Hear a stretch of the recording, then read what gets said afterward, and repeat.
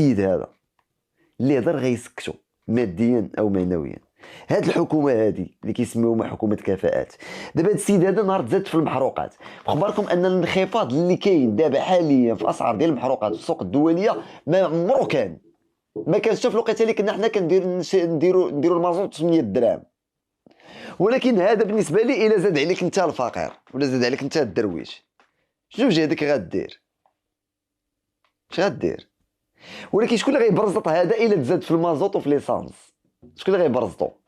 غيبرزطو مول الكار اللي كيدي ليه الناس من المدينه للمدينه، غيبرزطو مول الطوبيس اللي كيدي ليه الناس يقراو، غيبرزطو مول الطاكسي اللي كيدي ليه الموظفين، غيبرزطو هما اللي الكاميوات حيت هما اللي غيجيبو يديو السلعه. هادو هما اللي غيبرزطوك، هادو هما الدينامون ديال البلاد. النقل والتنقل، كاين النقل وكاين التنقل، المحرك ديال البلاد، الاقتصاد كولو، الخدمه كلها. الا ما كاينش اللي غيوصل لي واحد السيد ساكن في كازا وخدام في المحمديه الترونسبور اللي غيوصلو، كون اكيد راه ما غيمشيش لك الخدمه، حيت راه ما يمكنش يضرب على رجليه. هنا غنرجعوا للاساس ديال الموضوع. هادو اللي غيبرزطونا غنسكتوهم بدعم. داك الدعم ديال الطاكسيات بعدا كله فتنه. حنا في المغرب من الصغير حتى الكبير عارفين الاكراميات والكريمات وداك الشيء.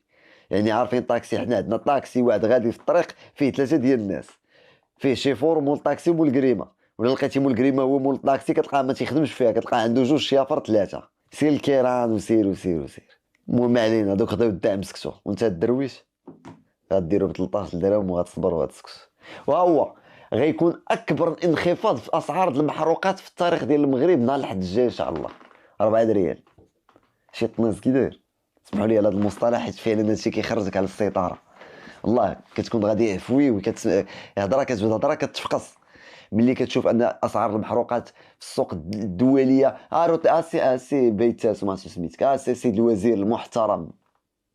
سول راك عندك ناس في كندا قرابين منك بزاف، سولهم بشحال داير المازوط، سول بشحال تيتخلصوا. السوق الدوليه سبحان الله